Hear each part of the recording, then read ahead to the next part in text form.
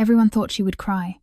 No one expected that. Instead, they would be met with a response beautiful in its bone-chilling coldness. This is a story of marriage and retribution that pulls you in deeper with every passing minute. Dear readers, please note that the contents of this story are created for entertainment purposes and carry humanistic values. All coincidences are entirely accidental. We hope you enjoy the narrative. Beyond the towering glass walls of Heathrow Airport's Terminal 5, Alexander Vance's black Bentley surged forward, quickly disappearing from sight without leaving even a hint of a goodbye. I stood in the middle of the departures concourse, packed with people rushing this way and that, like a forgotten marble statue. The massive fluorescent lights stretched my shadow across the polished floor, while passing suitcases mercilessly sliced it to pieces. We had been meant to fly to Barbados to celebrate our 3rd wedding anniversary. He booked the tickets and the luxury hotel. I chose the luggage and packed our bags. But half an hour ago, his mobile rang. The female voice on the other end of the line was soft, weak, carrying a note of grievance just enough to elicit profound sympathy. "Alex, I've got a terrible fever. I feel simply dreadful." It was Lily. The name he had cherished in his heart, his pure white moon, which hadn't faded in the slightest over all these years. Alexander's face changed in an instant. He ended the call and looked at me with an impatience heavily laced with ice. "Lily has fallen ill down in the Cotswolds. I have to go and look after her."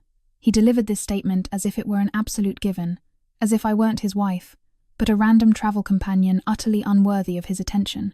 "And what about our anniversary holiday?" I asked quietly, though I already knew the answer.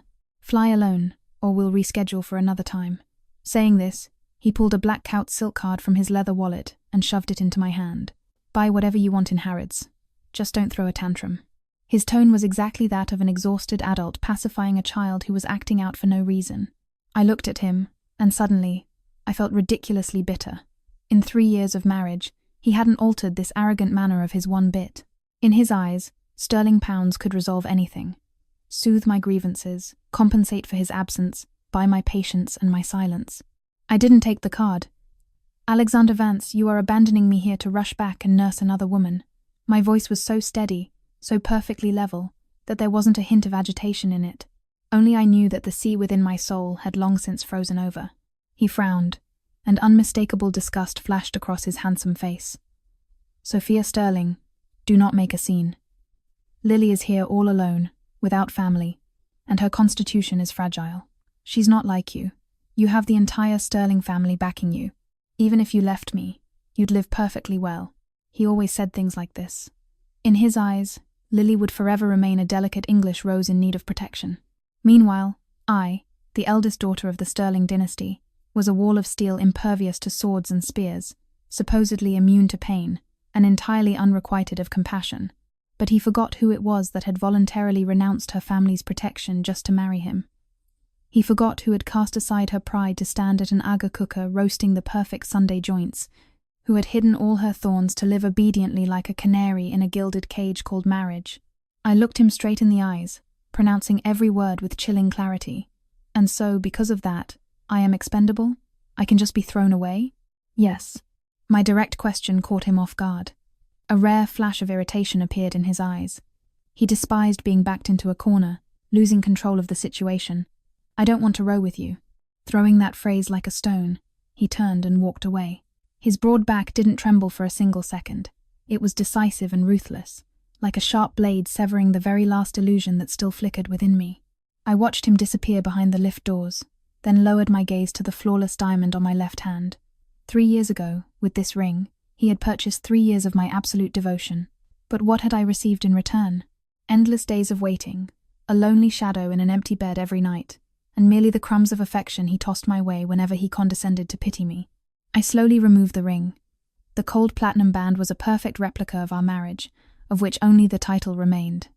I walked over to a rubbish bin and opened my hand. A quiet clink sounded. The priceless ring tumbled into the darkness, into the dust. Farewell, Alexander Vance. And farewell, the old Sophia Sterling, the woman who loved you to the point of self-oblivion. I turned, gripped my suitcase, and walked in the exact opposite direction to him. This time, I wouldn't look back. I didn't board the British Airways flight to Barbados.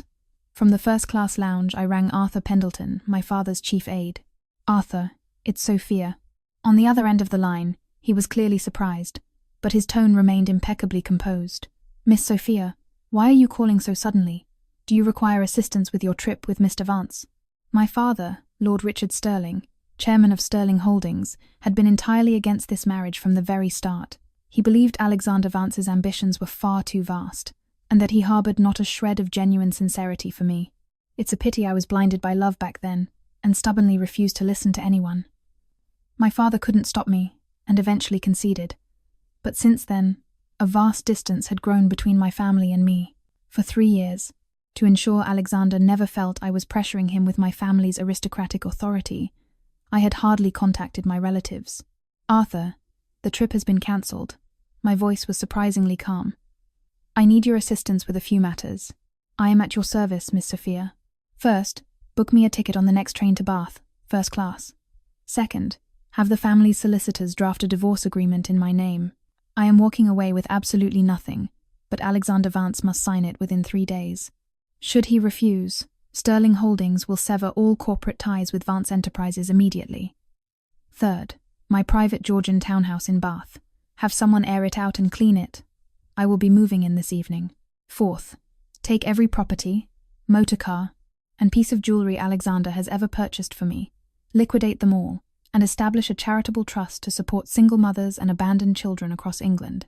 I listed point after point clearly, methodically, without the slightest hesitation. A heavy silence hung on the line for several seconds. Arthur had worked with my father for over 2 decades, and had watched me grow up. He didn't ask for reasons. He simply replied in a gravelly voice, "Yes, Miss Sophia, I shall arrange it immediately. Oh, and one more thing." I paused. "Please register a new EE SIM card for me. I'm throwing the old one away." "Understood." Ending the call, I removed the SIM card from my mobile, violently snapped it in half, and tossed it into the bin at my feet right alongside the past I had no desire to return to, cleanly, without a trace. An hour later, Arthur's junior assistant arrived at Paddington Station to personally hand me my new train ticket, a new mobile, and the keys to the townhouse. "Miss Sophia, everything is prepared." The young man bowed respectfully. "Mr. Pendleton asked me to pass on a message from Lord Sterling. He is always waiting for you to come home." My eyes stung for a fleeting moment, but I quickly suppressed the emotion.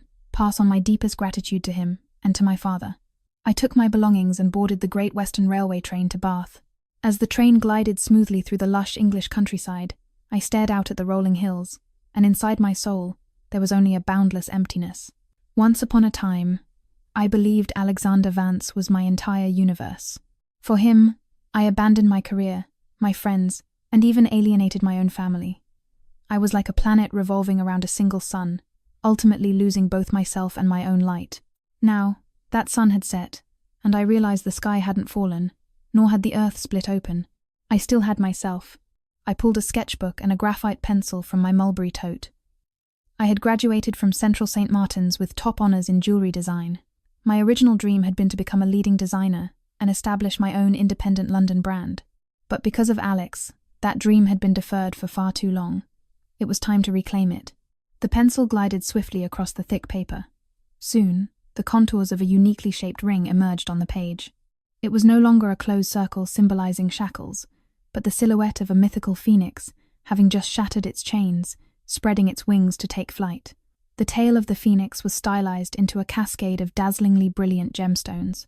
I titled the piece Time's Rebirth. Stepping off the train at Bath Spa Station, I felt no timidity, no confusion. This historic city, steeped in art and Georgian elegance, was where I would begin again. "Sophia Sterling, welcome home," I whispered to myself. My life in Bath quickly settled into a rhythm, far quicker than I had anticipated. The townhouse my father had gifted me for my 18th birthday was located in the prestigious Royal Crescent. The tall sash windows offered a magnificent view of the sweeping lawns and ancient architecture. I had it furnished entirely to my taste, minimalist, bright, and steeped in the spirit of fine art. Arthur had ensured it was spotless. I only had to wheel my suitcase inside. I locked myself in the townhouse for 3 days, severing all ties with the outside world. I needed time to cleanse myself of the past before I could begin anew with dignity. During those 3 days, I didn't shed a single tear, didn't throw a tantrum, didn't exhibit a shadow of grief. Silence reigned within me, like the undisturbed surface of a deep lock. Perhaps, when disappointment accumulates to its absolute limit, All that remains is a piercing numbness. I eradicated every trace left by Alexander Vance. The designer clothes, the bespoke handbags, the Jimmy Choos he had bought me. I had an assistant box them all up and donate them to a charity shop on the high street. The photographs on my phone, which I had once hoarded like treasure, were permanently deleted. I even completely changed the layout of the townhouse, swapping out the dark, brooding mahogany furniture for light oak, and bought dozens of potted ferns and fresh-cut lilies.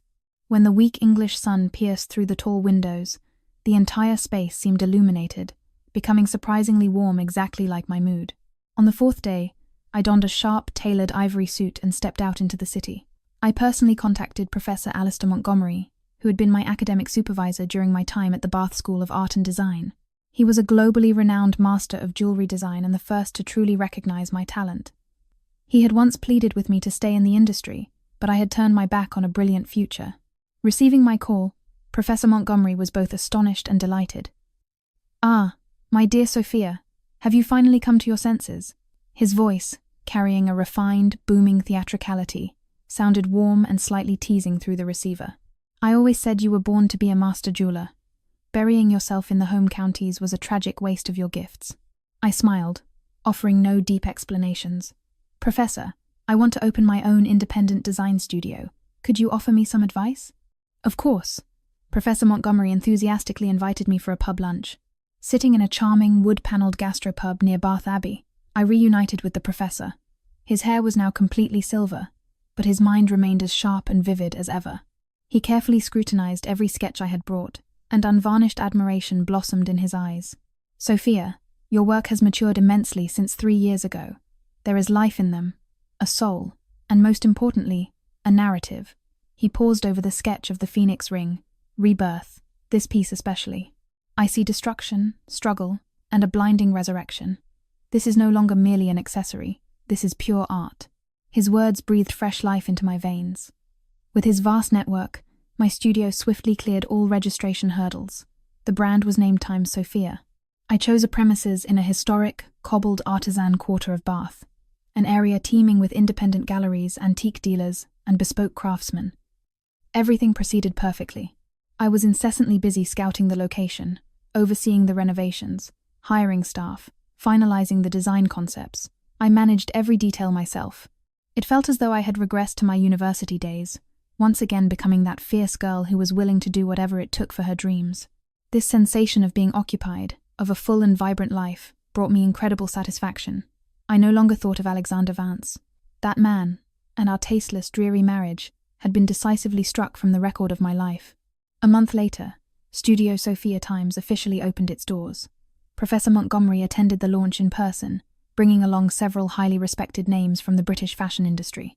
My debut collection, Rebirth, the moment it appeared in the display cabinets, left everyone breathless.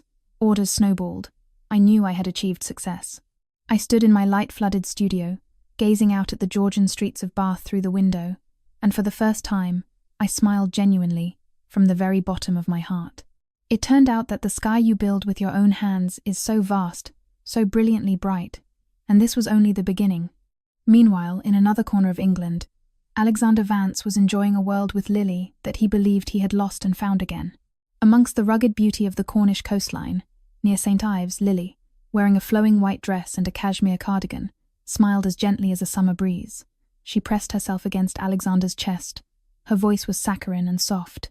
"Alex, thank you so much. If it weren't for you, I simply wouldn't have known what to do." Alexander wrapped an arm around her waist, a slight smile on his lips. "Silly girl, there's no need for thank yous between us."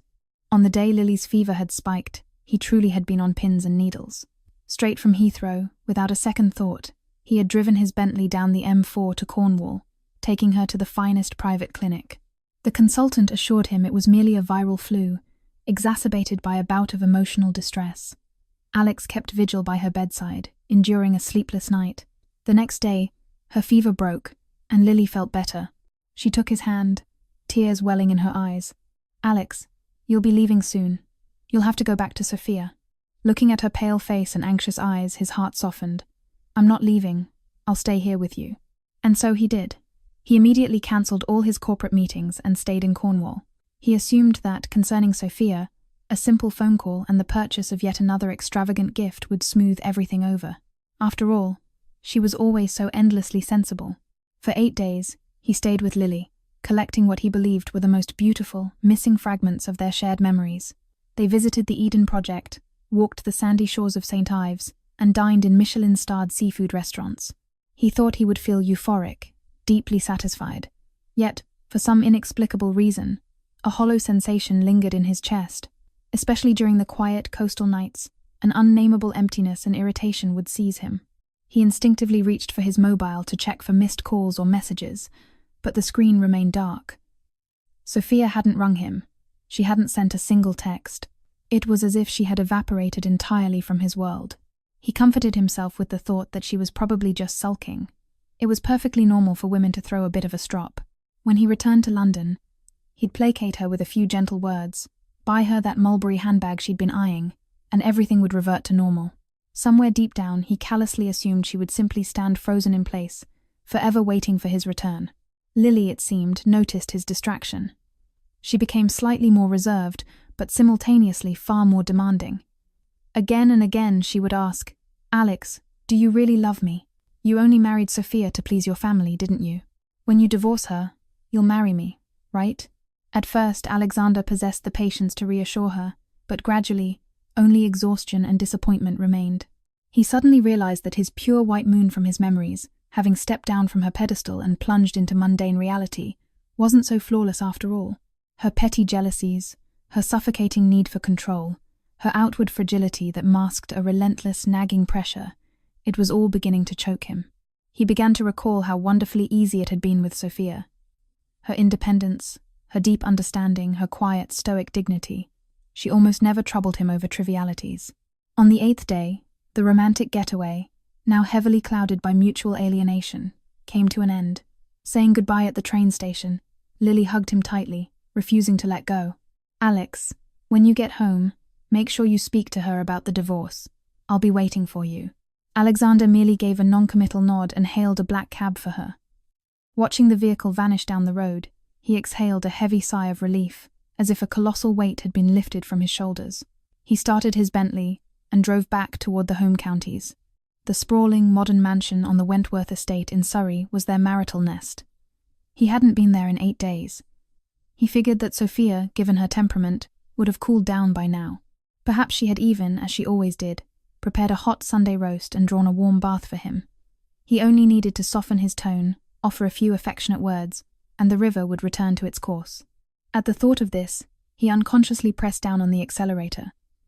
For the first time in a long while, he realized how much he missed his home. No, more accurately, he missed the absolute certainty that Sophia was waiting for him inside it. The black Bentley glided silently up the sweeping, tree-lined driveway of the private estate. The oak trees bordering the path had just begun to turn golden. Autumn had arrived in England. Alexander's mood mirrored the weather, tinged with an inexplicable melancholy. He parked the car in front of the garage doors rather than pulling inside as usual. Sitting in the driver's seat, he lit a cigarette. Through the thin veil of smoke, he stared at the familiar mansion, but a strange, entirely foreign sense of detachment swelled within him. He had built this house himself. Every architectural line, every bespoke detail reflected his immense wealth and taste. But since when had this place become nothing more than a glittering, beautiful, yet utterly hollow shell? He thought of Sophia, the woman who had lived so quietly in this vast space. She abhorred the social climbing of the London elite. She hated noisy, ostentatious galas. What she loved most was sitting in her small conservatory studio, silently sketching design after design. He used to mockingly call her a Victorian maiden, detached from the dust and chaos of the real world. But now, recalling it, he realized her life held a rare, profound tranquility, the sort of quiet, peaceful years most men could only dream of. What a pity he had shattered that silence himself. The cigarette quickly burned down to the filter. He aggressively stubbed it out in the ashtray and stepped out of the motorcar. Out of habit, he didn't head for the grand front entrance, but walked around the side of the house toward the back gardens. He knew that at this hour, Sophia was most likely in the glasshouse. She loved tending to her roses and hydrangeas. He used to consider it a dreadfully old-fashioned, useless hobby. But right now, for some reason, he desperately hoped to see her graceful back bathed in the evening sun, her head bowed as she meticulously watered her flowers. However, The glass-house door was firmly locked. Through the pristine glass panes, he could see that several of the potted ferns had already begun to wither from a lack of water. His heart skipped a beat. A foul premonition slowly took root in the pit of his stomach. He strode swiftly toward the mansion's main entrance and unlocked the heavy oak door with his fingerprint. The hallway lights flickered on automatically. At first glance, everything was exactly as he had left it the day he departed for Heathrow, but there was a faint, metallic scent of dust in the air, making the familiar house feel unnervingly cold. Bending down to take off his brogues, he suddenly froze. Next to the shoe rack sat a pair of fluffy Marks and Spencer bunny slippers, Sophia's slippers. He remembered clearly how much she adored them. She always said they were soft, terribly comfortable, and sweet. Yet, somehow, the mere sight of these slippers triggered an inexplicable, rising panic in his chest, as if their owner would never return to wear them again. He forced down his mounting anxiety and called out loudly, "Sophia!" No one answered. The sprawling Surrey mansion was so deathly silent that he could hear the frantic beating of his own heart. He called out again, his voice involuntarily softening, "I'm home." Still, silence. Alexander frowned, loosening his silk tie as he ascended the grand staircase. Maybe she's popped out? Or perhaps she went to stay with her parents in Buckinghamshire. That thought brought a fleeting sense of relief. Gone to her parents. That was actually for the best. Let Lord Stirling talk some sense into her. It was better than facing her icy glare immediately. He pushed open the door to the master suite. The room was immaculately tidy. The heavy velvet curtains were drawn tight, casting the space in a cold, depressing gloom. He walked over and violently yanked the curtains open. The fading English sunlight flooded the room, illuminating every corner and highlighting the solitary diamond wedding band resting on the antique vanity table, the ring that was meant to stay on Sophia's left hand. Alexander's pupils constricted violently. He rushed over and snatched up the ring. The coldness of the platinum seeping into his palm was as sharp as a needle driving straight into his heart. Beneath the ring lay a neatly folded sheet of heavy parchment paper. His fingers trembled slightly as he unfolded it. It was a standard deed of separation and divorce agreement. On the signature line for the wife sat the sweeping, boldly confident signature of Sophia Stirling. Those two words now cut his eyes so deeply it was physically painful to look at them. Walking away with nothing. She wanted nothing. Not his millions, not his mansion, not his cars. She only wanted a divorce. A roaring noise filled Alexander's head. For a moment his mind went completely blank. He couldn't believe his own eyes. How was this possible?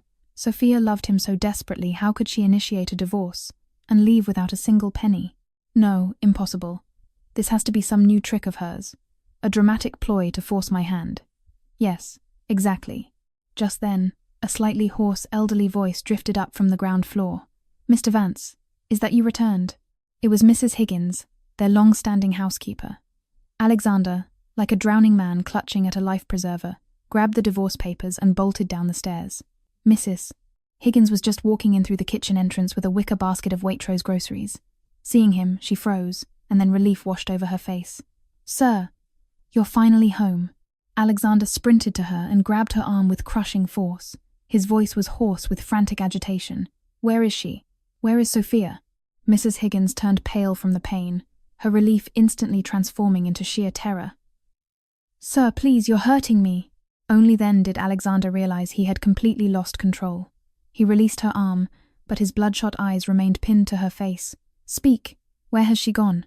Mrs. Higgins rubbed her bruised arm, staring at him in utter bewilderment. "Sir, I truly do not know." "You don't know?" Alexander's voice cracked, soaring upward, no longer hiding his rage and panic. "You are in this house every single day, and you stand there telling me you don't know where she went." Mrs. Higgins shrank back from his screaming, her eyes reddened. "Sir, it really isn't my fault." She began to recount everything that had happened over the past 8 days, her voice trembling and growing quieter. 8 days ago, you and the madam left for Heathrow together. I assumed you were off on holiday. But the very next morning, the madam's private assistant arrived from London and packed up all her clothing, her handbags, her jewellery. I asked what had happened, and he simply said he was fulfilling Miss Sophia's direct orders. I tried ringing her mobile to ask, but it was switched off. And then, the number simply ceased to exist altogether. I didn't know what on earth to do, so I rang you, but you never answered your phone. The more she spoke, the more aggrieved she looked, until tears finally spilled down her weathered cheeks. I thought you two had merely had a row. and that the madam had temporarily returned to Lord Stirling's estate. Every word out of Mrs. Higgins's mouth made the blood freeze in Alexander's veins. Her assistant took all her belongings. Her phone number had ceased to exist. You don't do things like that when you're simply having a strop and running home to Mummy and Daddy for the weekend. This was a meticulously, ruthlessly planned departure. Alexander suddenly recalled Sophia's calm, utterly deadened gaze in the airport. It turned out that in that exact moment, she had already made her decision, and he, like an absolute fool, was still blindly assuming she was just pouting, just throwing a tantrum, just like always. An unprecedented, suffocating terror wrapped around his heart like poison ivy, choking the breath from his lungs. He asked, his voice a ragged whisper, terrified of the answer. So, in these 8 days, she hasn't returned once? Mrs. Higgins shook her head vehemently, tears streaming freely. No, sir. The madam hasn't returned once. I can't reach her. I rang several of her society friends. They all claim they know nothing. Sir, for days now, absolutely no one has been able to contact her. No one. That final word slammed into Alexander's chest like a sledgehammer. He staggered backward, stumbling 2 steps until the back of his knees hit the velvet sofa, collapsing into it. A tsunami of powerlessness and pure horror crashed over his head. For the very first time, he fully comprehended that the woman who he had always believed would stand frozen in time waiting for him had truly, entirely vanished. And he had absolutely no idea where to even begin searching. He sat in the middle of the cavernous, empty drawing room, staring blankly at the fluffy M and S slippers lying motionless in the hallway. The void in his heart, which he had spent years deliberately ignoring, now expanded to infinity, causing an almost physical agony that left him gasping for air. Alexander was on the brink of madness. He began his hunt. First, he dialed Sophia's mobile number, a sequence he knew by heart. The number you have dialed is not recognized. Please check and try again. The automated, clipped British voice sounded like a ruthless judge delivering a death sentence, officially declaring the owner of the number erased from existence. In utter desperation, he dialed it dozens of times, but the result remained identical.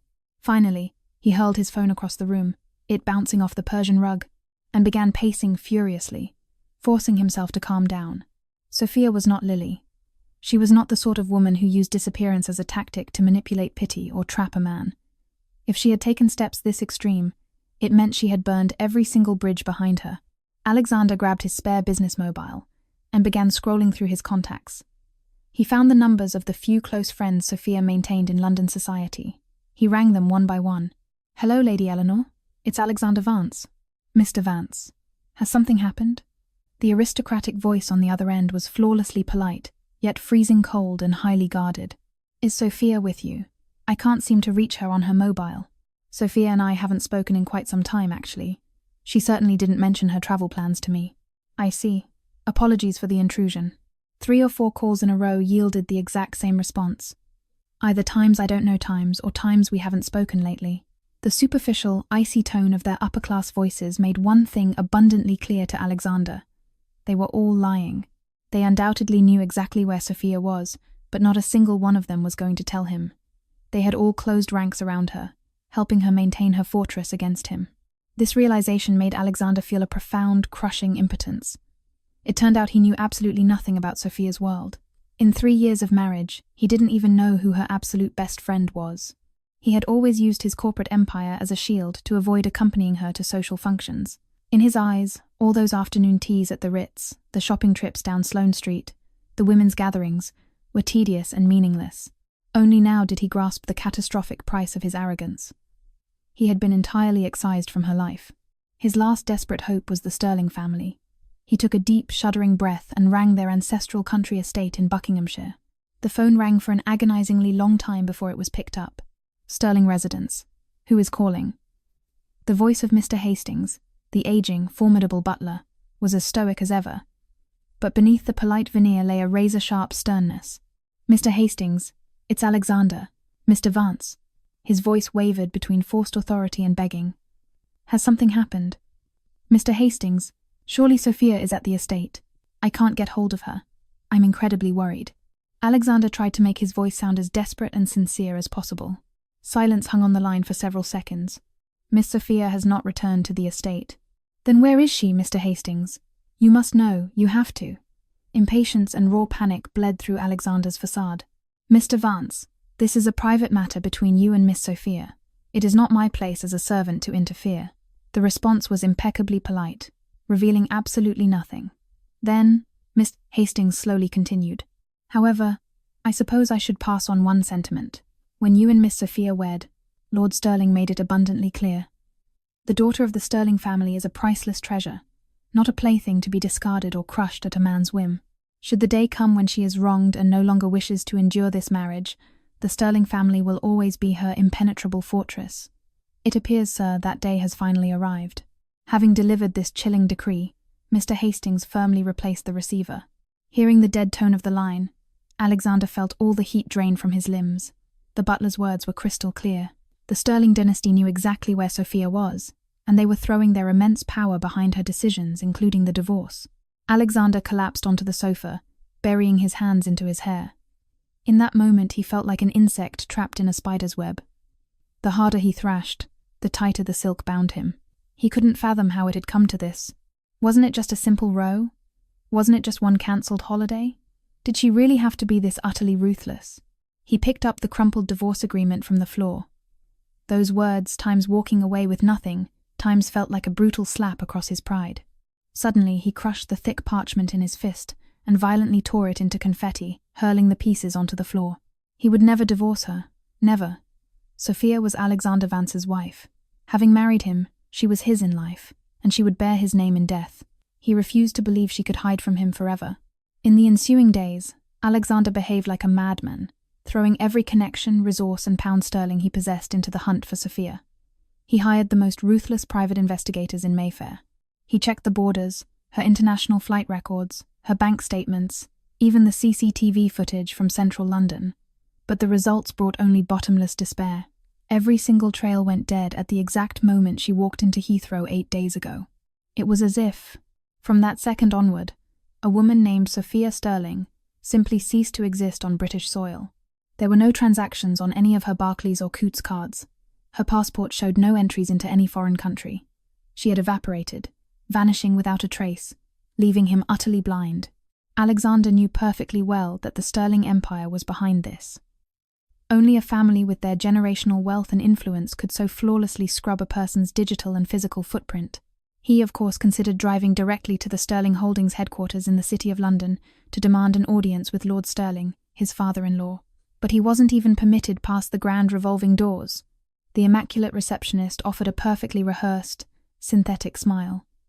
"I'm terribly sorry, Mr. Vance, but you do not have an appointment. You may not enter the lifts." He rang the executive floor, but the secretarial pool repeated the exact same sterile phrase. "Apologies, Mr. Vance. Lord Sterling is currently in a board meeting." For the first time in his gilded life, Alexander Vance experienced the sensation of screaming at the heavens and hearing no echo. This utter powerlessness almost broke him entirely. At the same time, his mobile rang incessantly with calls from Lily. "Alex, what on earth is wrong with you these past few days? Why aren't you answering my texts? Have you spoken to Sophia? Did she agree to the divorce? Alex, I miss you so much. When are you moving in with me?" Initially, Alexander managed to suppress his rage, offering a few brief, perfunctory replies, but soon, just the sheer sound of Lily's voice triggered an uncontrollable, violent irritation. His mind was entirely consumed by Sophia. Where was he supposed to find the emotional bandwidth to coddle another woman? "I am busy. Do not call me again." He snarled into the phone, ended the call, and immediately blocked Lily's number. Only now did he truly understand the English proverb, "As you sow, so shall you reap."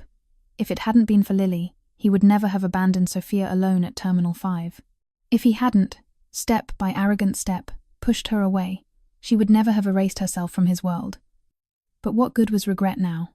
Failing to find Sophia, Alexander's life rapidly derailed. He stopped sleeping. Night after night, he lay in the massive four-poster bed, staring at the ceiling until the grey English dawn broke. The moment he closed his eyes, Sophia's cold, resolute face materialized in the dark. He began drinking heavily, trying to drown his brain in vintage Macallan scotch. But the more he drank, the more mercilessly lucid his memories became. Tiny details he had never noticed, things he had blissfully ignored when Sophia was by his side, now surfaced with terrifying clarity. He remembered that she actually despised spicy food, yet for his sake, she had gradually trained her palate to endure fiery Indian curries because it was his favorite takeaway. He remembered that he suffered from stress-induced stomach ulcers, and so for years, she had simmered gentle bone broths and chicken soups for him, never missing a single day. He remembered that whenever he had to fly out to New York or Tokyo, his bespoke leather luggage was always packed to perfection, from his Savile Row suits and silk ties down to his shaving kit. Nothing was ever forgotten. He also remembered that whenever he returned late from corporate dinners in the city, a warm lamp was always left burning in the drawing room, and a glass of warm milk waited on the side table. He used to take all of this entirely for granted, simply because she was his wife. Only now did he realize that absolutely nothing in this world should be taken for granted. It was love, a love so staggeringly deep that she was willing to humble herself to the earth. A quiet, enduring tenderness she wove into every microscopic detail of their shared life, and he had crushed it all beneath his bespoke Oxfords with his own 2 hands. One evening, Alexander was heavily intoxicated again. He stumbled into the vast, empty Surrey mansion. The house was pitch black, devoid of light, devoid of warmth, devoid of life. He didn't bother turning on the chandeliers. Gripping the mahogany banister, he dragged himself up to the first floor and pushed open the door to the master bedroom. Cold moonlight spilled through the uncurtained windows, washing over the room. He saw Sophia's antique vanity table. Everything on it remained exactly as it was the day she left. He walked over and pulled open a heavy drawer. Inside sat her cosmetics and skincare creams, expensive French brands whose names he couldn't even pronounce. Alexander suddenly froze. In 3 years of marriage, he couldn't recall a single time he had actually purchased a thoughtful, high-end gift set for her. The jewelry and bags he bought for Lily were always the most exclusive, the most coveted. But to Sophia, he only ever handed over that cold, soulless black Coutts card. He had always assumed she wanted for nothing. He assumed she simply didn't care about the romance of a gift. Now he understood. She did care. She was simply too understanding, so terribly accommodating, that he had conditioned himself to ignore her desires, her feelings, and her quiet heartbreak. In the furthest, darkest corner of the drawer, he spotted a locked wooden box. He fumbled around, found a tiny brass key, and unlocked it. Inside, there was no secret stash of jewels, as he might have expected, but a thick stack of letters, their edges yellowing with time, alongside a small silver dictaphone. Alexander picked up the letters. On the front of the first envelope was Sophia's elegant, cursive script, "To my Alex." Alex. Such a tender, intimate diminutive. He couldn't remember how many years it had been since she last called him that. His hands shook violently as he opened the first letter. The date at the top corresponded to the weeks immediately following their grand society wedding. "Alex, today is our first day officially as husband and wife. I am so incredibly happy. I have finally married the man I have loved for 10 long years. I know perfectly well you do not love me, and that this marriage was merely a compromise to satisfy your board of directors and your family. But it's all right. I truly believe that if I just try hard enough, if I am good enough, one day you will truly see me. I will warm your cold heart with the rest of my life." Alexander's chest seized. He had never known that from the very first day. She was fully aware he didn't love her. And here he was, thinking he had hidden his indifference so masterfully. He moved to the second letter, penned on their first anniversary. "Alex, today is our first anniversary. You forgot. It's fine. What matters is that I remembered. I prepared a beautiful candlelit dinner, slow-roasted your favorite beef joint, and waited for you all night, but you never came home. I found out later that you had taken Lily to the theatre in the West End. Alex, it hurts so much, as if my heart is being pierced by 1,000 sewing needles. But I cannot cry. I cannot make a scene, because I know how deeply you despise hysterical women. And so, I can only sit here quietly, writing these words, confessing to myself just how much agony I am in." Tears scorched Alexander's eyes. He remembered. That truly was their anniversary. He had been in his Canary Wharf office when Lily rang, sobbing that she had broken up with her boyfriend and was utterly miserable, begging him to take her to a show to cheer her up. He had hesitated for barely a second before agreeing. He had entirely forgotten what day it was. He had forgotten the woman waiting up for him all night in Surrey. He sifted through the letters, and every single one acted as a serrated blade, slowly carving up his heart. "Alex, today is your birthday. I baked your favorite Victoria sponge from scratch, but once again, you didn't come home. I rang your mobile, but Lily answered. She happily told me you were celebrating with her. It turns out you two share the same birthday. What a cruel irony. Alex, I am pregnant. I desperately want to tell you, but I am so afraid. I'm afraid you won't want this child. because I know you never truly wanted to have children with me." Reading those words, Alexander's breathing practically stopped. A child. They had a child. Why couldn't he remember anything about this? He frantically tore through the remaining letters. In the next envelope, he found the devastating answer. "Alex, the baby is gone. I slipped and fell down the main staircase. The consultant in Harley Street told me it will now be incredibly difficult for me to ever conceive again. Perhaps it is for the best. I will no longer burden you with anything. Only, Alex, I am so sorry for the baby. He was so tiny. He never even got a chance to see this world."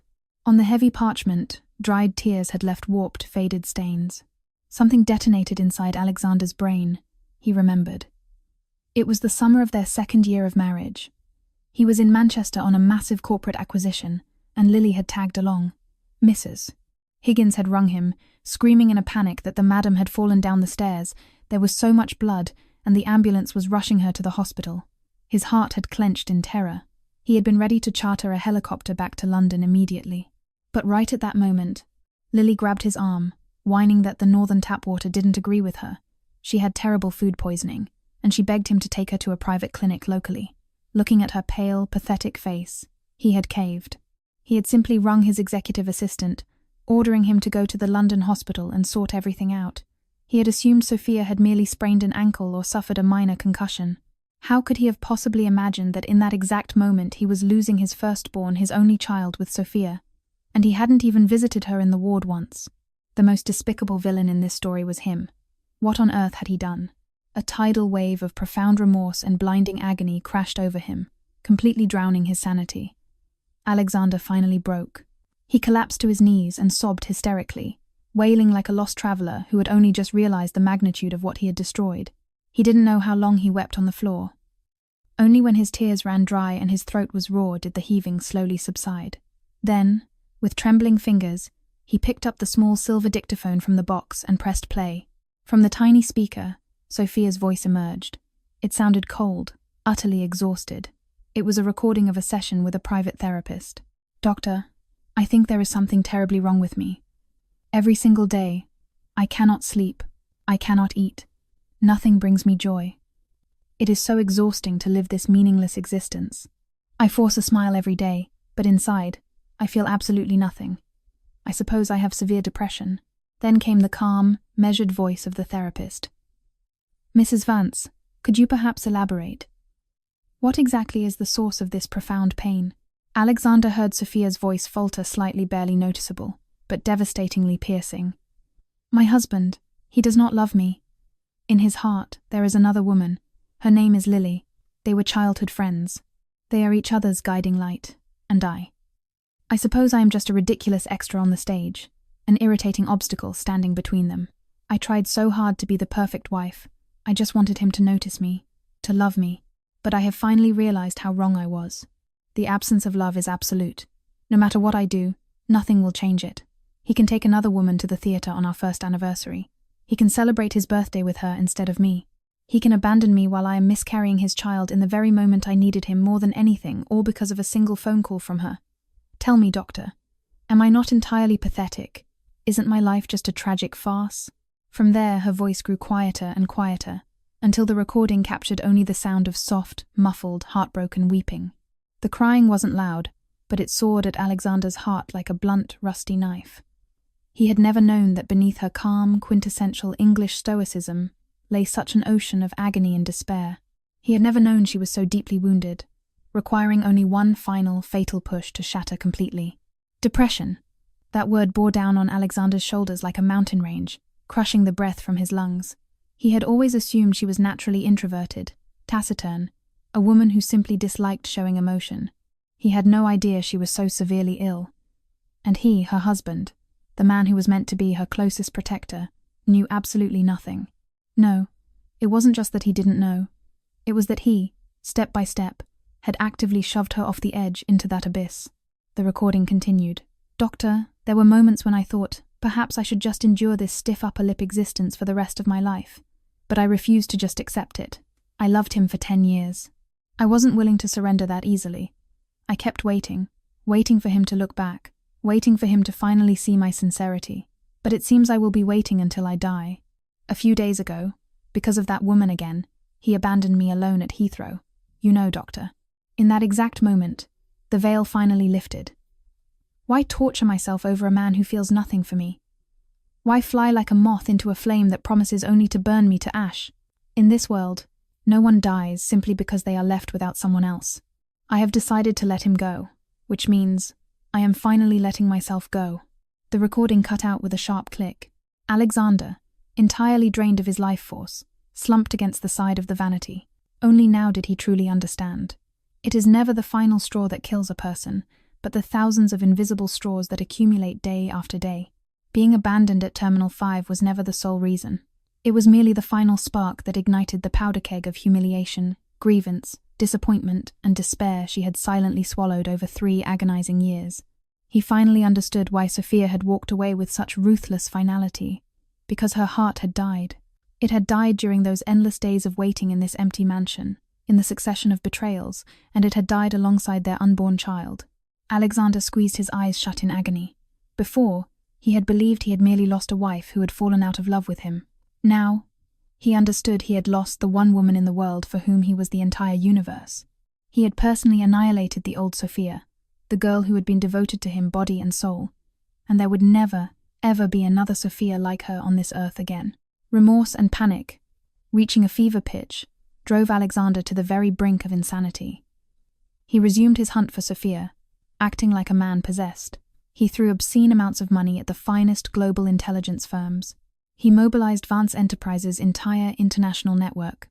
He even drove his Bentley to the gates of the Sterling estate in Buckinghamshire, standing in the pouring English rain from dawn until midnight, begging just for a single audience with Lord Sterling. But no matter how desperately he fought, he couldn't unearth a single clue regarding Sophia. She was like a drop of morning dew that had vanished without a trace the moment the sun rose. Time crawled on.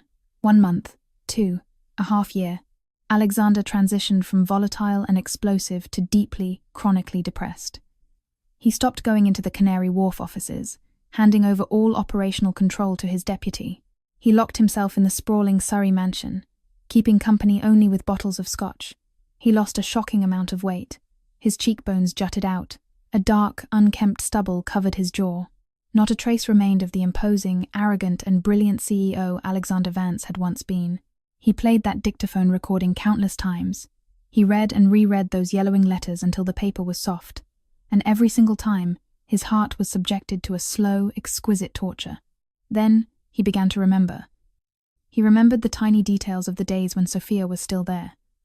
The exact flavor of the Sunday roasts she cooked, the faint, elegant scent of Jo Malone gardenia that always lingered on her skin, the way her eyes shone like stars whenever she looked up at him. He began to mimic her. He attempted to prune the roses in the glasshouse. He tried baking the cakes she loved. He even left the vintage lamps burning in the drawing room every single night, as if keeping a vigil for the woman who would never return. He practically turned himself into her ghost. He thought that by doing this, he might alleviate the crushing guilt, but he soon realized it only deepened the agony. Every action was a brutal reminder of the priceless treasure he had possessed, and how monumentally stupid he had been to throw it away. One bleak afternoon, his younger brother and junior partner, Charles, couldn't endure it any longer. He barged into the mansion and physically dragged Alexander out the front door. "Alex, you cannot live like this anymore," Charles shouted, his eyes red with frustration. "Over a woman who clearly doesn't love you anymore. You want to drink yourself into an early grave and drag Vance Enterprises down with you." Alexander didn't reply. He sat numb and catatonic as Charles shoved him into the back of a Range Rover. "I'm taking you somewhere. You need a change of scenery," Charles muttered, starting the engine. He drove them into central London, pulling up outside a highly exclusive contemporary art and design exhibition at a gallery in Mayfair. Alexander had never held the slightest interest in such things. Like a soulless mannequin, he followed Charles through the pristine, white-walled rooms, until he suddenly froze before the entrance of the main pavilion. Hanging on the wall outside was a massive, dramatically lit poster featuring a bespoke jewelry collection titled Time's Rebirth. The striking image of a phoenix, spreading its wings to take flight, encrusted in blindingly brilliant diamonds and sapphires, caused his heart to hammer violently against his ribs. A strange, hauntingly familiar sensation washed over him. As if pulled by an invisible tether, he slowly walked into the room. The pavilion was packed with London's elite. Crowds clustered around the velvet-lined display cases, and murmurs of upper-class astonishment echoed through the room. utterly breathtaking. This design is a total masterpiece. Yes, I hear the designer is an absolute prodigy, a British woman who exiled herself to Bath to hone her craft. Her brand is simply called Times Sophia. Sophia, a beautiful name. I wonder what the inspiration was. Alexander ruthlessly shoved his way through the well-heeled crowd until he reached the primary display case. The moment his eyes fell upon the phoenix ring, his pupils contracted to pinpricks. He recognized it. He had seen an almost identical sketch in Sophia's notebook years ago. Back then, he had sneered and told her that such ostentatious, impractical designs would never sell. But now, this exact design, the one he had mocked, was exhibited as the pinnacle of modern British art. It stood at the absolute center of the fashion world's adoration, generating endless commissions.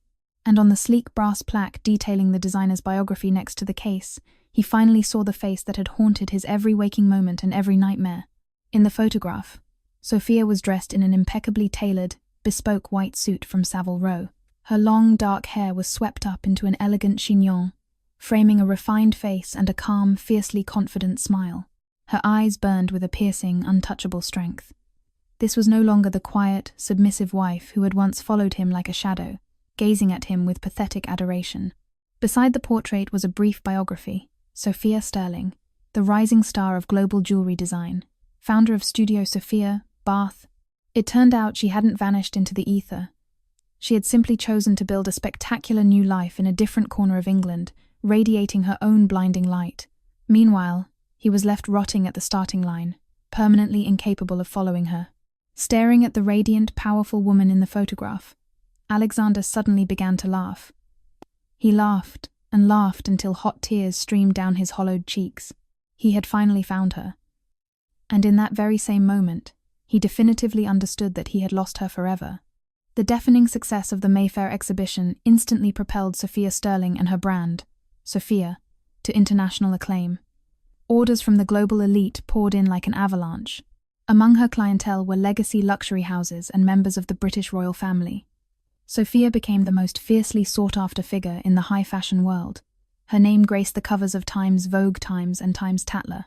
She became an icon and an absolute inspiration to countless women. They worshipped her talent, her fierce independence, and above all her courage to resurrect herself from the ashes of a ruined marriage. And Alexander Vance could only bear witness to all of this through the cold, glossy pages of magazines and the distant glow of television screens. Like a man possessed, he began hoarding every scrap of information about her. He tracked all her press releases, bought out every newsstand carrying her interviews, and even dispatched proxies to Bath with blank checks to purchase every single piece of jewelry she designed. He memorized the address of her Stockbridge studio, her Georgian flat, her daily itinerary. He dug up every microscopic detail. Countless times, he stood on the platform at Paddington Station, train ticket in hand, prepared to throw dignity to the wind and go to her in Bath. But every single time, right before the train departed, he retreated. He didn't know what right he had to stand before her. As an ex-husband? As her destroyer? He was terrified of meeting her deadened, icy gaze. But more than anything, he was paralyzed by the fear of seeing another man standing beside her. A man more successful, more stable, a man who actually valued her. And so he agonized in purgatory, desperate to see her, but lacking the courage, yearning to approach her, but unable to take a single step forward. One evening, he was heavily intoxicated once again. Fueled by the liquid courage of vintage scotch, he finally dialed the mobile number he had known by heart, but hadn't dared to call for months. The phone rang for an eternity. He was just beginning to think no one would answer, ready to drop the receiver, when the ringing suddenly stopped. A familiar female voice drifted through the speaker, crisp, cold, and devastatingly calm. "Hello, who is calling?" It was Sophia. 6 months of total separation, and just this short, polite phrase caused Alexander's heart to violently contract. He opened his mouth, but his throat felt clamped shut. For a long, agonizing moment, he could only produce a few hoarse, pathetic sounds. Silence descended on the other end of the line, and then she spoke his name, Alexander Vance. She had recognized his breathing. This microscopic detail ignited a weak, foolish, utterly absurd spark of hope in Alexander's chest. "Sophia, it's me." His voice trembled pathetically. How are you?" Silence returned. It stretched on so long that Alexander feared she had hung up. Finally, she replied in a flat, clinical tone. I am perfectly well. Are you ringing me regarding a specific matter?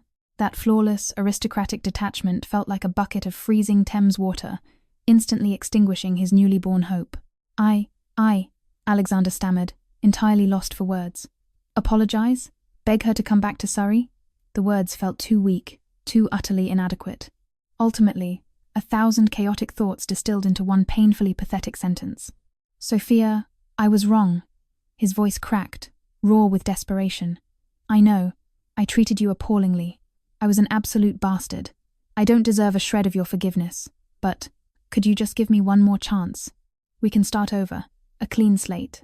His tone was a beggar's plea, stripped of every ounce of his former corporate pride. Never in his entire life had Alexander Vance stooped so low to grovel to another human being. From the receiver came a soft, almost imperceptible chuckle. But within that laugh lay layers of withering irony and profound pity. Alexander, have you forgotten? We are divorced. I am entirely satisfied with my life as it is now. I am happy. I have no need, and certainly no desire, to have anything whatsoever to do with you.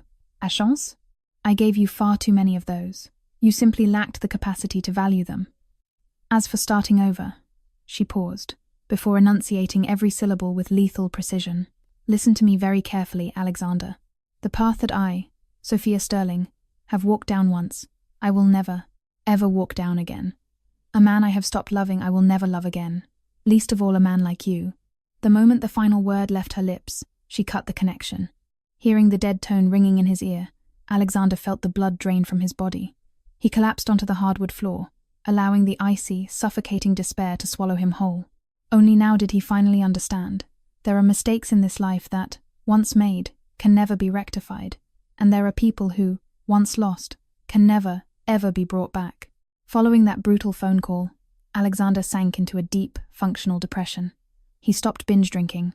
He stopped looking like a vagrant.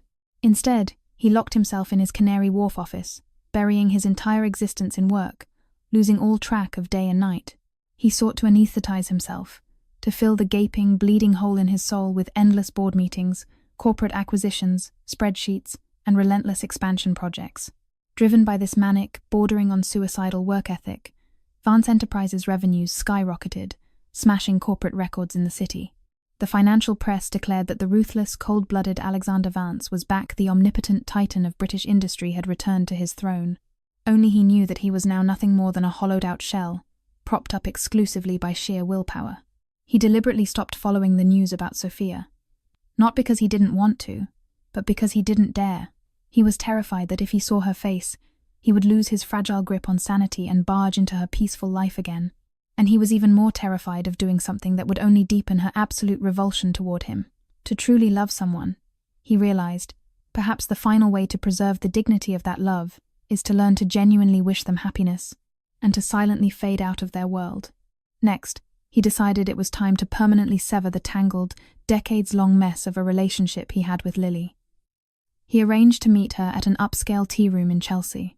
Lily arrived heavily made up, radiating triumph. She assumed Alexander had finally come to his senses and was ready to publicly claim her. "Alex, you finally wanted to see me. I've missed you terribly." Out of habit, she reached across the linen tablecloth to grasp his hand, but Alexander silently withdrew his arm. "Sit down, Lily. We need to talk." His face was carved from granite, his eyes dead. He pulled a checkbook and a manila folder from his leather briefcase, sliding them across the table. "A check for £5 million. Consider it compensation for your time over the years. And these are the deeds to a luxury flat in Knightsbridge. I've had it transferred to your name. From this moment onward, we never need to speak again." The smug smile on Lily's face flash froze. She stared at the documents, unable to process what she was hearing. "Alex, what on earth are you saying? Are you dumping me?" Alexander replied in a flat monotone, his voice as cold as a boardroom negotiation. "Nothing real ever actually began between us, Lily. What is there to dump? We are no longer children. Stop living in the pathetic illusions of the past. I wronged you, yes, but the wrongs I committed against Sophia are 1,000 times worse. Now, I refuse to owe a debt to anyone." Tears immediately flooded Lily's eyes, her voice rising in hysteria. "This is all because of Sophia. Because of her. She doesn't even want you anymore. Why can't you just let her go? In what way am I worse than her?" Alexander looked at her blotchy, tear-stained face. and felt absolutely nothing. No echo of affection, no guilt. Before, he had dreaded her tears above all else. The moment Lily cried, he would capitulate. But now, he felt nothing but a profound, bone-deep exhaustion and intense irritation. He looked at her, his voice devoid of all humanity. You cannot compare to her in a single, solitary way. He stood up, buttoning his bespoke suit jacket. In my heart, absolutely no one could ever compare to her. "Alexander Vance!" Lily shrieked, leaping up to grab his sleeve. "You cannot do this to me. You promised you would marry me." Alexander didn't even turn around. He coldly pried her fingers off his jacket. "That was nothing but your own, entirely one-sided obsession." Dropping that final, lethal sentence, he strode out of the Chelsea tea room, stepping into the grey London afternoon without a single backward glance. He knew that this toxic, parasitic tether that had strangled half his life had finally, mercifully, been severed. It was only a tragedy that the price of this belated revelation had been catastrophic. Having disposed of Lily, Alexander felt as though a crushing boulder had been rolled off his chest. Although the infinite void in his soul remained unfillable, he had, at the very least, begun learning how to exist in a world without Sophia. He poured his volatile energy into global expansion, relentlessly flying between London, New York, Tokyo, and Dubai. He theorized that if he remained in a state of perpetual, exhausting motion, he wouldn't have a spare second to remember her. In every global capital he visited, he made a habit of walking into the most prestigious legacy jewelry boutiques. He wanted to see if there existed a single piece on earth that could move him the way Sophia's creations did. But every visit ended in crushing disappointment. The spectacular gems in the display cases felt like nothing more than cold, glittering, soulless rocks. Their beauty was superficial, manufactured to a standardized, sterile perfection. Compared to Sophia's pieces which bled life, emotion, and profound narrative, they were entirely worthless. Gradually, Alexander realized the truth. It wasn't that these global brands lacked beauty, but that in his eyes, and in his ruined heart, there was only room for one woman, and the art she breathed into existence. One day, he traveled to Bath on business to survey a potential luxury retail acquisition. It was his first time setting foot in the city where Sophia had sought refuge, where she had painstakingly dragged herself from the mud to rebuild her empire. Walking the historic, honey-coloured stone streets, watching the elegant locals and the grand Georgian architecture, he was suddenly gripped by a bizarre, suffocating sensation. It felt as though, if he just turned the next corner, he would bump into her familiar silhouette outside a quaint cafe. Led by an invisible gravity, he abandoned his corporate itinerary and walked toward the artisan quarter. There, nestled among the boutiques, he found the studio named Times Sophia. The shopfront wasn't ostentatious, but it exuded flawless, understated British elegance. Through the wide, immaculate glass windows, he could see a bright, warm, and highly sophisticated interior. He didn't dare go inside. He simply stood on the opposite pavement, blending in with the tourists and shoppers. Inside, he saw a woman whose silhouette closely resembled Sophia's chatting amiably with a client. She laughed brightly, her joy seeming to illuminate the entire room. The afternoon sun pierced the glass, bathing her in a soft, golden halo. In that moment, a jagged spike of agony drove through Alexander's chest. He desperately wanted that woman to be her, but he knew perfectly well it wasn't. Sophia was no longer in Bath. A month ago, she had returned to London. Even more devastatingly, she was opening her flagship boutique right in the heart of Mayfair. He had read the news in the Times Financial Times. The paper had given her a full-page spread, chronicling the triumphant return of Britain's prodigal design genius. Staring at her radiant, fiercely charismatic face in the newspaper, his emotions were violently conflicted. There was a sense of relief, a profound pride, but mostly, a suffocating, unbearable yearning. She had returned. Returned to the exact same city where they had spent their miserable years of marriage. But she hadn't informed him. The thought of sending him a simple text hadn't even crossed her mind. It proved, beyond a shadow of a doubt, that she had completely eradicated him from her existence. Sophia Sterling's return to London sent shockwaves through both the British fashion industry and the city's financial sector. Her flagship boutique was located on New Bond Street, nestled shoulder to shoulder with the most elite global luxury houses. On opening day, the street was gridlocked with VIP clients, aristocrats, and A-list celebrities. The scale of the launch was so staggeringly grand it was impossible to ignore. Not only were the titans of fashion in attendance, but heavyweights from the Square Mile men, who usually only appeared in the pages of the Times Wall Street Journal Times, were mingling by the champagne towers. Even Lord Richard Sterling, chairman of Sterling Holdings, made a rare public appearance to personally support his daughter. Standing before dozens of flashing cameras, he made a monumental declaration. Today, Sterling Holdings officially enters the global luxury jewelry sector.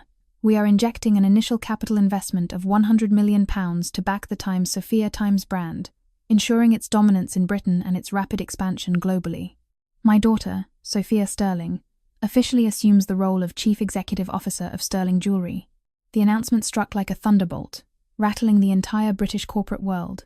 No one had anticipated that the eldest daughter of the Sterling dynasty not only possessed generational artistic talent, but now wielded the terrifying financial artillery of her family's empire. This was no longer just a talented designer opening a posh shop. This was a true aristocratic heiress, marching onto the chessboard with an army and a navy, preparing to rewrite the rules of an entire global industry. Overnight, Sophia Sterling became the absolute obsession of London high society.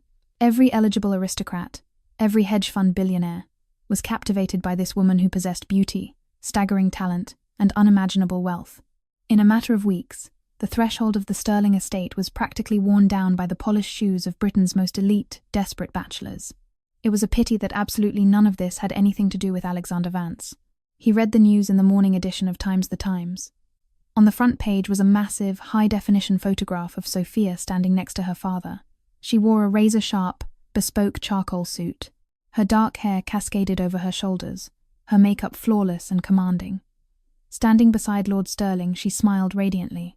Her eyes were piercing and magnetic, her posture exuding a calm, terrifying authority, a gaze that looked as though it could weather any storm.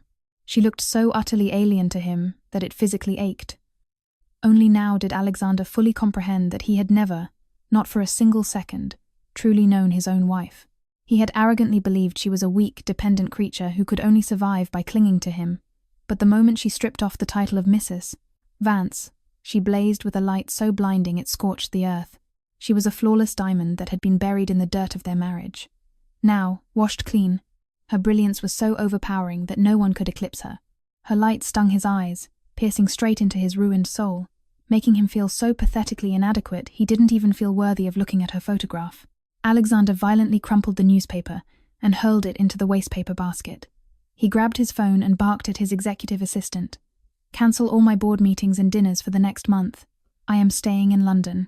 He didn't even understand why he was so stubbornly refusing to leave the city on business trips. Perhaps he just desperately needed to be close to her.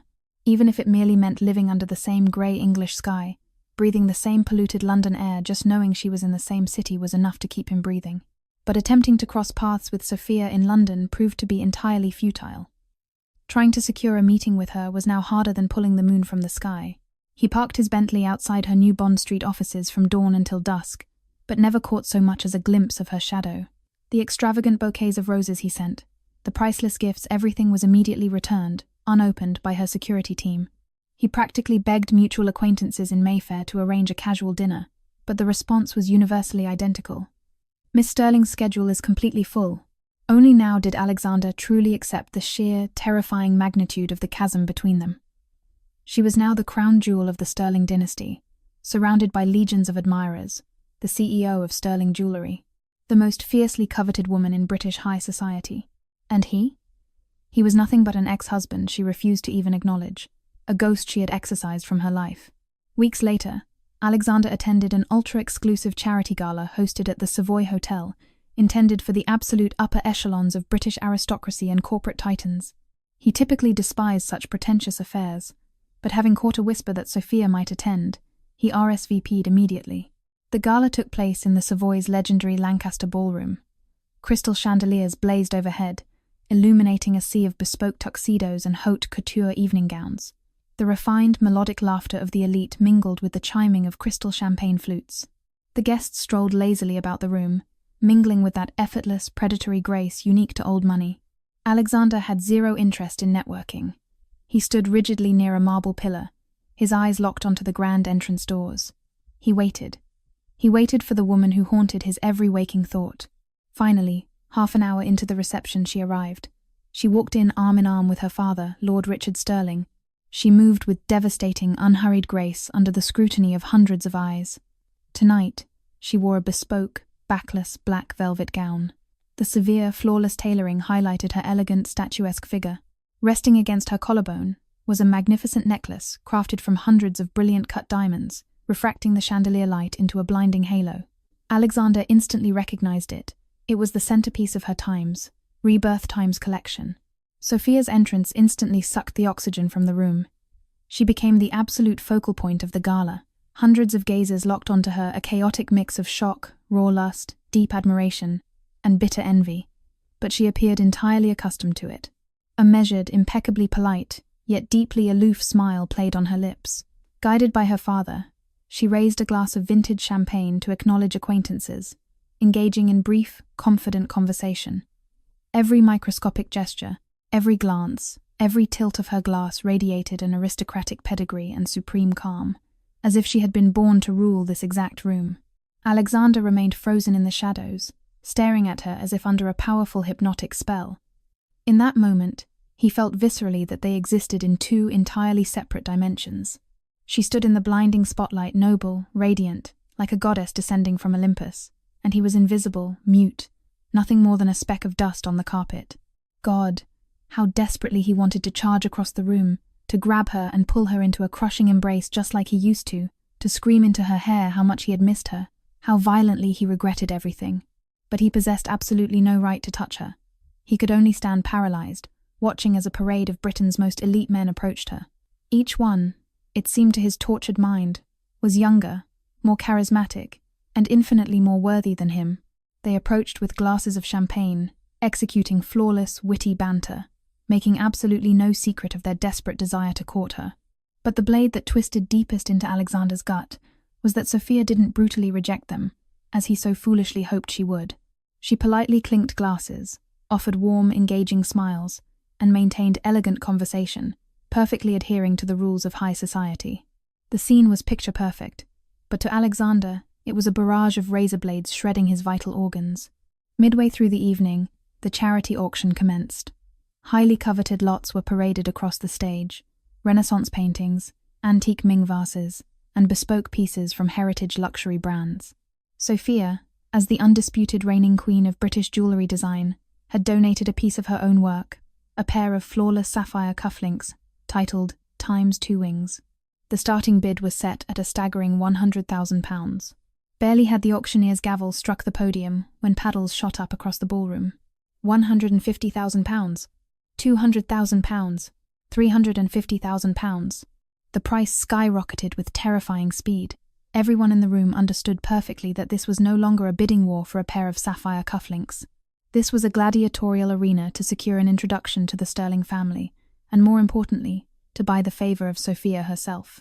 Alexander slowly, deliberately raised his paddle. Tonight, he wanted to claim this exact lot more than he wanted air in his lungs.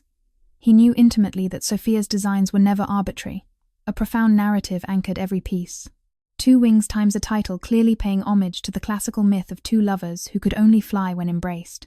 If there was a male accessory, it undoubtedly meant a corresponding female necklace or pair of earrings existed. It was a lover's pair. Alexander desperately needed to win these cufflinks, not for the pathetic excuse of forcing a conversation, but simply to possess a physical object connected to her. A tiny, tangible anchor to keep him from drowning. £5 million. Alexander's voice cut through the ballroom like a gunshot. The entire Lancaster ballroom gasped collectively. The air flash froze. Hundreds of heads whipped around to stare at the man sitting alone in the darkened corner. Even the seasoned auctioneer froze in shock for a second. £5 million. The gentleman in the back bids £5 million. Do I hear any advance on £5 million? No one dared raise a paddle. Ultimately, dropping £5 million on a pair of cufflinks was an act of pure, unadulterated financial insanity. Just as the auctioneer raised his wooden gavel to close the lot, a crisp, distinctly aristocratic voice rang out from the front row. 6 millions. The crowd pivoted again. The paddle was held by Julian Cavendish, the heir to the Cavendish Group, a massive British conglomerate. Julian was notoriously known in society columns as London's most eligible bachelor young, devastatingly handsome, fiercely intelligent, and boasting a bloodline tracing back to William the Conqueror. He was also the most aggressive and visible of all the men currently pursuing Sophia. Having raised his paddle, Julian turned to look directly at Sophia, flashing a supremely confident, predatory smile, entirely unashamed of his intent to buy his way into her good graces.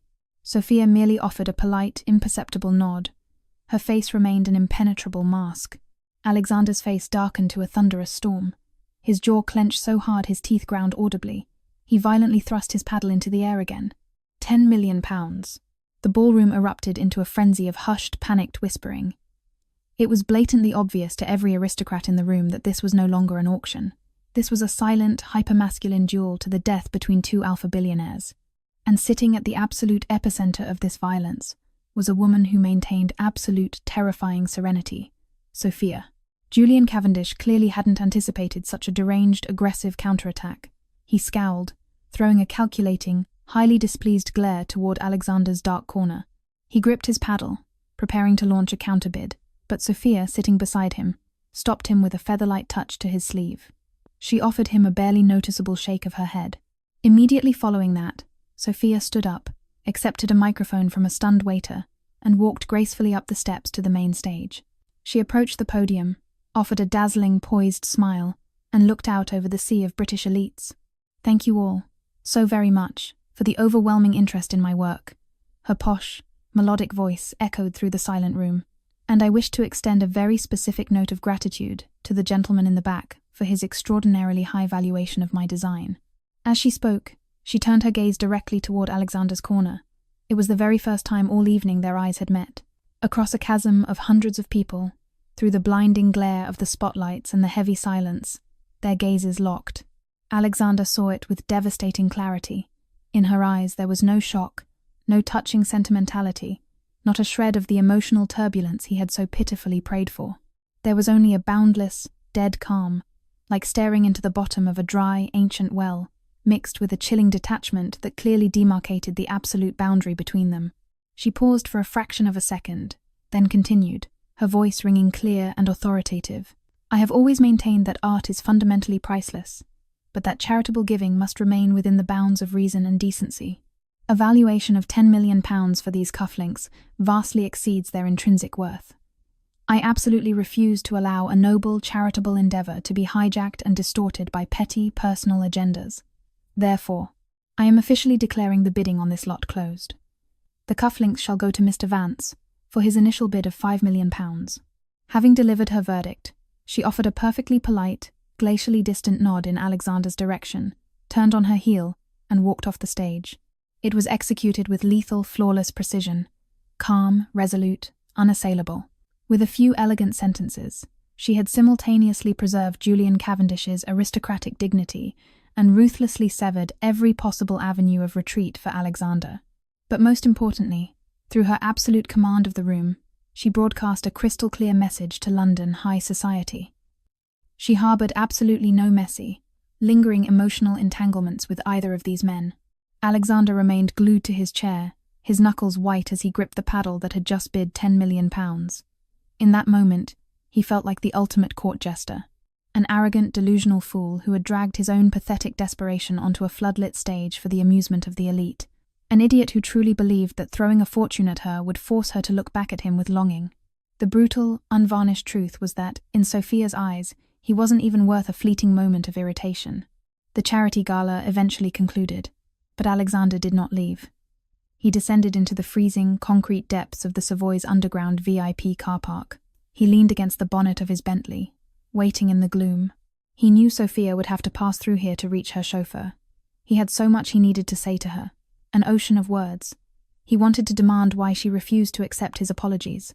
He wanted to ask if there truly, genuinely, wasn't a single microscopic sliver of a chance left for them. Nearing midnight, he finally saw her. She emerged from the private lifts alongside her father, Lord Stirling. The family's Rolls-Royce Phantom was idling nearby, the chauffeur holding the heavy door open. "In you get, darling, it's terribly bitter out here," Lord Stirling said gently, slipping off his cashmere overcoat and draping it over his daughter's bare shoulders. "You get in first, father. I've just spotted an old acquaintance. I'll go and say a quick hello." Saying this, Sophia turned and walked directly toward the shadows where Alexander stood. The sharp, rhythmic clicking of her Louboutin heels echoing off the concrete sounded like a countdown to an execution. Finally, she stopped a few feet from him. "Mr. Vance, it's terribly late, yet you haven't departed.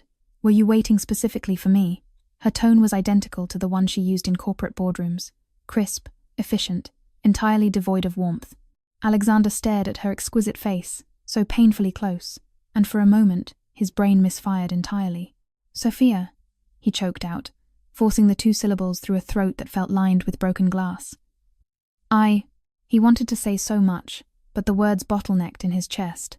He literally didn't know how to begin. "If you are waiting to thank me for stepping in over the cufflinks, please don't bother," Sophia cut him off smoothly. "I intervened solely because I refused to allow my life's work to be weaponized in some pathetic, macho measuring contest. It had absolutely nothing to do with you personally." Every single syllable she dropped was a scalpel, surgically extracting his heart and systematically dismantling his final, pathetic illusion. "Sophia, please. I know I committed unspeakable atrocities against you." Alexander's voice was ragged, bleeding with agony. "I know that whatever words leave my mouth right now, you won't believe a single one. But I swear to God I am so deeply sorry. Please don't be this ruthless. Just, at the very least, stop looking at me as if I'm a total stranger." Sophia stood in the freezing underground car park, staring at him in total silence for a very long time. It stretched on so long that Alexander's heart leaped, he thought, for one wild second, that she had finally softened. But then she smiled quietly. In that smile lay an unfathomable sorrow and a razor-sharp, devastating irony. "Alexander, do you honestly believe that the moment you decide to feel a pang of regret, the moment you deign to utter an apology, all the psychological torture I endured will simply evaporate into thin air? Do you actually believe that the second you decide to look back over your shoulder, I, Sophia Sterling, am obligated to be standing frozen in the exact same spot, weeping with gratitude, waiting for you to claim me again? What possible right do you think you have?" Her voice wasn't loud, but every word was driven home like an iron nail into a coffin. "On what grounds? On the grounds that you abandoned me at Heathrow Airport? Or perhaps on the grounds that while I was bleeding out and miscarrying our child, you were busy coddling another woman? Alexander Vance, memorize this. In this world, not every 'I am sorry' warrants an 'it is fine.' The only reason I walked over here to speak to you tonight is not because I harbor any lingering, tragic illusions about you. I simply wanted to deliver this message to your face." She took a slow, deep breath, locked her eyes directly onto his, and enunciated with lethal clarity. "From the exact second I pulled that platinum ring off my finger and walked out of the departures lounge, there will never, ever be a place for Alexander Vance in the life of Sophia Sterling again. Not in the past, not in the present, and never in the future. Never." Having delivered her absolute, merciless verdict, Sophia turned on her heel and walked away, never casting a single glance back at him. The sharp crack of her heels on the polished concrete echoed like gunfire in his chest. He stared at her rigid, unyielding back as it slowly dissolved into the London night, stepping into the back of the waiting Rolls-Royce. He wanted to sprint after her, to physically grab her, to fall to his knees and beg her not to leave, but his legs felt as though they had been injected with wet cement. He knew, with absolute, terrifying certainty, that every single word she had spoken was the absolute truth. It truly was over, permanently, irrevocably. Alexander couldn't remember how he made it back to his penthouse that night. He only remembered that the London air was bitterly, brutally cold, chilling him straight to the marrow of his bones.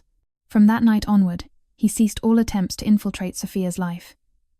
He relegated himself to the role of a silent spectator, watching her from the shadows. He watched as her corporate empire expanded, as the Times Sophia Times brand conquered the globe, as she marched, step by flawless step, to the absolute pinnacle of her industry. She became an untouchable queen, a sovereign he could only ever gaze up at from the dirt. And he, in turn, tried to forge himself into a better man. He didn't touch another drop of scotch. He stopped neglecting his health. He poured every ounce of his remaining sanity into philanthropy. He began aggressively funding charitable trusts and investigating the social inequalities he had previously ignored with arrogant billionaire disdain.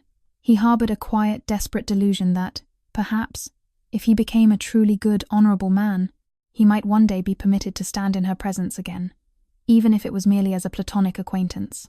2 years later, Vance Enterprises and Sterling Holdings found themselves forced into a massive, unavoidable joint corporate acquisition in Scotland.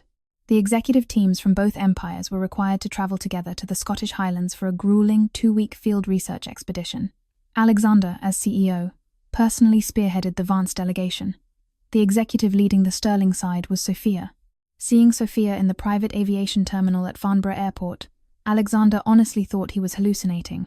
2 years had passed without a single face-to-face meeting, and she had somehow become even more breathtakingly beautiful, radiating a terrifying, magnetic charisma. Time hadn't aged her. It had merely lacquered her in an aura of absolute serenity and impenetrable confidence. She wore a soft, camel-colored cashmere coat over a bespoke trouser suit. Her hair was gathered in a loose, effortless knot at the nape of her neck. She looked fiercely professional, yet effortlessly elegant. She was sitting on a leather sofa, deeply engrossed in a thick dossier of financial reports. The morning English sun slanted through the terminal windows, illuminating her profile, tracing lines of absolute perfection. Alexander stood a few yards away, staring at her, utterly spellbound. He thought to himself that every single agonizing effort he had made to improve himself over the past 2 years had been exclusively for this exact moment, just to earn the right to stand in the same room as her again, even if it was strictly as a corporate rival. Sophia, as if sensing the heavy weight of his stare, slowly lifted her head, their eyes locked. Alexander saw a microscopic flicker of surprise in her gaze, but it was instantly suppressed by her trademark, bulletproof calm. She offered him a brief, thoroughly professional nod, and then immediately dropped her eyes back to her documents, as if he were nothing more than a minor annoyance, a stranger passing in the street. The fortnight of corporate research in the Highlands was, for Alexander, an exquisite blend of heaven and absolute torture. Heaven, because he was granted the privilege of observing her every single day. He watched her dominate boardroom negotiations with ruthless Scottish developers. He watched her smooth, unshakable confidence in front of hostile clients. He watched her quietly sipping Earl Grey and reading a novel by the fire in the evenings. Every smile she offered others, every glance, every subtle shift of her posture was permanently burned into his retinas. But it was torture, because she ruthlessly maintained an impenetrable, sterile perimeter around herself. In professional settings, she was flawless, collaborative, and razor-sharp. But the absolute second a conversation threatened to stray beyond profit margins and land surveys, she slammed down a titanium wall. She ensured she was never, ever left alone in a room with him. She refused to engage in any small talk. It was as if a bulletproof glass wall had been erected between them. He could see her, he could hear her voice, but he would never, ever be allowed to touch her again. On the final day, the expedition concluded at the legendary Gleneagles Hotel in Perthshire. By an incredibly cruel twist of fate, the lush, sprawling estate mirrored the luxury and isolation of the retreats he used to frequent with Lily. The ghosts of his past sins whipped up a violent storm of self-loathing in Alexander's chest. He remembered how utterly distracted and emotionally absent he used to be, lavishing attention on a parasitic mistress while viewing his wife's silent, bleeding devotion as an irritating obligation. God, what an absolute irredeemable bastard I was. That evening, the local Scottish partners hosted a massive traditional sealage to celebrate the successful merger. The ballroom was loud, chaotic, and overflowing with single malt whiskey and wild dancing. Alexander refused to drink. He sat alone in a dimly lit corner booth, his eyes obsessively tracking Sophia as she laughed radiantly in the center of the crowd.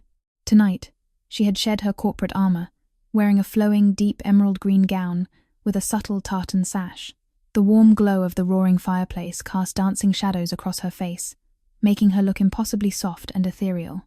Gripping the hands of her executives, she spun and laughed her way through a frenetic Scottish reel. Her brilliant, unrestrained laughter echoed above the music. Alexander stared, unable to blink. How many years had it been since he had seen her laugh with such pure, unadulterated joy? He realized, with a sickening jolt, that she had never laughed like that during their entire marriage. What an utter, catastrophic failure of a husband he had been. The sealid eventually wound down, and the executives began staggering off to their suites. Sophia had clearly enjoyed a bit too much champagne and whiskey. Her steps were noticeably unsteady. Her private assistant stepped forward to support her, but she laughed and gently pushed him away. "I am perfectly fine," she slurred happily. "I just want to take a little stroll, get some fresh Highland air." Saying that, she turned and wandered out through the heavy oak doors, heading alone toward the vast, rolling expanse of heather and moorland behind the hotel. Panic spiking in his chest, Alexander silently stood up and followed her into the freezing Scottish night. He kept a strict distance of about 30 feet close enough to ensure she didn't stumble and hurt herself, but far enough back to remain entirely undetected in the shadows. The sprawling moors under the moonlight looked like a dark, violet ocean. The crisp, biting wind carried the earthy scent of pine and heather. Sophia kicked off her restrictive stilettos and walked barefoot through the damp, freezing grass. She threw her arms out wide, tilted her head back toward the stars, and inhaled deeply. An expression of profound, absolute liberation washed over her face. Alexander stood frozen in the shadows, watching her in silence. He felt a sudden, overwhelming surge of warmth and tragic tenderness flood his chest. He thought that if he could just stand in the dark and watch her like this for the rest of his life, it would be a beautiful existence. Just then, Sophia's mobile rang, breaking the silence of the moors. She retrieved it from her clutch, glanced at the glowing screen, and instantly, a devastatingly tender, soft smile bloomed across her face. Alexander had never, in his entire life, seen her smile like that. It was a smile born of profound safety, deep sweetness, and absolute love radiating from the very core of her soul. She answered the call. Her voice was incredibly soft, laced with a teasing, affectionate whine. "Hello, darling. Have you finished your meetings in the city?" "Yes, I'm still with the team." "No, I only had a tiny bit to drink, honestly. Just a splash of whiskey." "Oh, don't be such a terrible bore, darling. I told you, I am perfectly fine." All right, I'm going inside now. I love you too. Kiss." That sickeningly sweet smile still lingered on her lips as she slipped the phone away. Humming a quiet melody, she spun around to head back toward the lights of Gleneagles. But as she turned, she saw Alexander, standing stock still in the shadows. The smile on her face flash-froze, their eyes locked in the darkness. The freezing Highland air instantly solidified into concrete. Sophia's sweet, loving smile, caught halfway between fading and remaining, hung on her lips an expression of profound awkwardness, laced with a chilling, detached irony. Alexander's heart was seized by an invisible, crushing fist. The physical agony was so intense he literally could not draw breath. He heard his own voice, sounding entirely alien and dry as dust, rasp into the wind. "It's Julian Cavendish, isn't it?" Aside from the billionaire heir of the Cavendish Group, who had pursued her with relentless public devotion for 2 years, Alexander couldn't fathom another living soul capable of eliciting that look of absolute surrender from her. Sophia froze for a fraction of a second, and then, as if she had just heard the most spectacularly absurd joke in British history, she began to laugh. She laughed, shaking her head in genuine disbelief. "Alexander Vance, do you possess a truly astronomical ego, or have you simply held me, Sophia Sterling, in such pathetically low regard all this time?" She stopped laughing, though the cruel amusement remained in her eyes. "Do you honestly believe that having finally escaped your cage, my only possible recourse to survive was to immediately throw myself at another billionaire aristocrat exactly like you?" Alexander stood mute, entirely devoid of a response. He didn't understand what she meant. Sophia's face smoothed back into her impenetrable aristocratic mask. "That was my private assistant ringing just now. He saw that I was slightly inebriated and was worried about me wandering the moors. He was demanding I go to bed." She paused, staring directly, mercilessly into his shattered eyes. And that final sentence? It was an inside joke, banter between colleagues. After all. The corners of her lips curled upward into a smirk of absolute terrifying superiority, the smile of a sovereign queen surveying her conquered territory. "You are intimately aware of my standards. London is teeming with men. How could any of them possibly compare to the thrill of building my own empire?" Alexander stared at her, feeling a massive, jagged boulder lodge in his throat. He couldn't force a single syllable out. He knew she was lying. That incredibly soft tone, the loving, vulnerable gaze, that coquettish, whispered, "I love you." At the end, none of that was corporate banter. She had someone. She was deeply, unequivocally in love. She simply refused to allow him the privilege of knowing the truth. Or, more accurately, she didn't consider it even remotely necessary to inform him, because he had long ago forfeited the right to possess even a microscopic footprint in her personal life. This realization acted as a rusted dagger, plunging directly into his chest and twisting violently. It was infinitely more agonizing than when she had publicly humiliated him at the Savoy 2 years ago, and it was vastly more hopeless than the night in the car park, when she had condemned him to a life without her. Only now, standing in the freezing Scottish wind, did he truly, finally comprehend that the book was closed. No matter how violently he bled, no matter how profoundly he repented, no matter how desperately he wished to rewrite history, the ink was dry. He had lost her forever. In the exact, fleeting second he had turned his back on her at Heathrow Terminal 5, he had permanently annihilated the woman for whom he was the entire world. "I understand." Alexander dragged those 2 words up from the very depths of his ruined lungs. His voice was so ragged and distorted it sounded monstrous. He looked at her, his facial muscles violently spasming as he attempted to force a smile that looked infinitely more tragic than weeping. Be happy, Sophia." Saying this, he turned and walked away into the absolute darkness of the moors. Every single step he took felt impossibly heavy, as if he were physically dragging his shattered soul across the jagged rocks. He did not look back, not once. He knew that if he turned his head even a fraction of an inch, he would shatter into a million irreparable pieces. Sophia stood motionless in the biting wind, silently watching his solitary, defeated silhouette vanish into the blackness. Her face was a blank canvas, devoid of all emotion. Only when his shadow had been entirely swallowed by the Highland night did she slowly pivot, turning her gaze out over the vast, untamed expanse of the Scottish moors. The howling wind tore through her hair, gently freezing and sweeping away a single, crystalline tear that had pooled in the corner of her eye. Farewell, Alexander Vance. In this lifetime, this is where our story terminates. After this final goodbye, may we both walk our own vast, diverging roads. You take your joy, and I shall take my peace.